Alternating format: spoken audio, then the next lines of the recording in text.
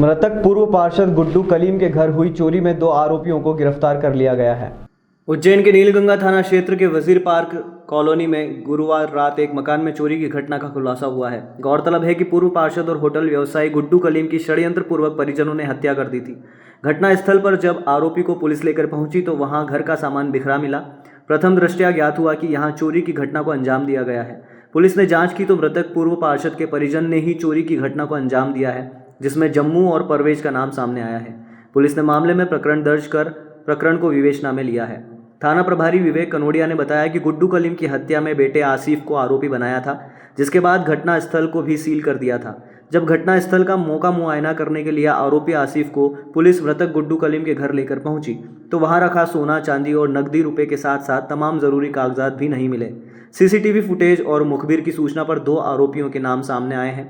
ये भी पता चला है कि मृतक गुड्डू कलीम के परिजन जम्मू और परवेज निवासी शाजापुर ने चोरी की घटना को अंजाम दिया है। खास बात तो यह है कि हत्याकांड की घटना के बाद पुलिस ने घटनास्थल को पूरी तरह सील कर दिया था। बावजूद इसके परिजन मृतक के घर पहुंचे और चोरी की घटना को अंजाम दिया, जिससे कहीं न कहीं घटनास्थल से साक्ष्य में भी छेड़छाड़ की गई है। पुलिस मामले की जांच कर रही है। एक आरोपी अभी फरार है, जिसको पुलिस तलाश कर रही है। इस मामले में हमने मिंटू आरिफ के कमरे में और गुड्डू कलीम के कमरे में जिस दिनांक को घटनास्थल निरीक्षण किया था तथा उसके उपरांत 13 तारीख को भी एक अलमारी को रखवाने के बाद में पुनः सीलबंद किया था उनको। और सीलबंद स्थिति में जब हमने सीलबंद किया था सभी चीज़ें बिल्कुल सुरक्षित थी। लेकिन कल जब आरिफ को लेकर उसके लाइसेंस और कुछ कारतूसों की जब्ती के लिए उसने अपना मेमो दिया था, उसमें पहुँचे तो जब देखा गया तो सील तो व्यवस्थित लगी हुई थी, लेकिन कमरे के अंदर खुलने पर कमरे में सामान अस्त व्यस्त था, उसका लॉकर भी टूटे हुए पाए गए थे। तो आरिफ के द्वारा उसके घर में रखी कुछ घड़ियाँ, 2 चांदी के बिस्किट और एक कड़ा जिसमें वो हीरे जड़े होना बताता है, सोने का कड़ा, और इसके अलावा कुछ अन्य ज्वेलरी और कागजात चोरी होना बताया और उसका लाइसेंस भी वहाँ पर नहीं मिला जहाँ पर उसने बताया था। और साथ बंदूक के जो कारतूस थे उसने 10-15 की संख्या में उन्होंने बताए थे, वो भी नहीं मिले थे।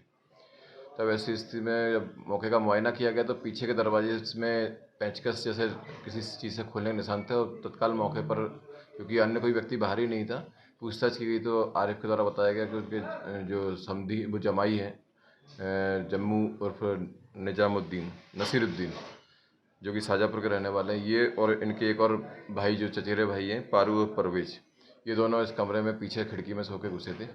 तब ऐसी स्थिति में तो पूछताछ करके तत्काल उनके द्वारा पूछताछ पर एक बैग प्रस्तुत किया गया जिसमें उसका लाइसेंस भी मिला, अन्य कागजात भी मिले। तब इनके विरुद्ध पुलिस की शिकायत, स्वयं मेरी शिकायत पर एक प्रकरण पंजीबद्ध किया गया चोरी का, और इसमें साक्ष्य मिटाने संबंधित धाराएं भी इसमें बनती हैं। उन्होंने साक्ष्यों को प्रभावित करा, पुलिस के द्वारा लगाए गए ताले में अनाधिकृत रूप से प्रवेश किया उस कमरे में। इसी प्रकार से इनके द्वारा दूसरे कमरे में भी प्रवेश किया गया था, लेकिन वहाँ से कोई सामान चोरी जाना नहीं पाएगा, लेकिन एक अलमारी को तोड़ने का प्रयास अवश्य किया गया था। इनके पास से सब मशरूबात जब्त हो गए। इसमें जम्मू और पारू से जो शेष मसरूका इन्होंने बताया है कि 2 चांदी की बिस्किट हैं और कुछ घड़ियां हैं और कारतूस हैं, वो इन्होंने अपने शाजापुर वाले घर में जाकर रख देना बताया। तो पुलिस रिमांड इसके लिए जब्ती के लिए ली जा रही है।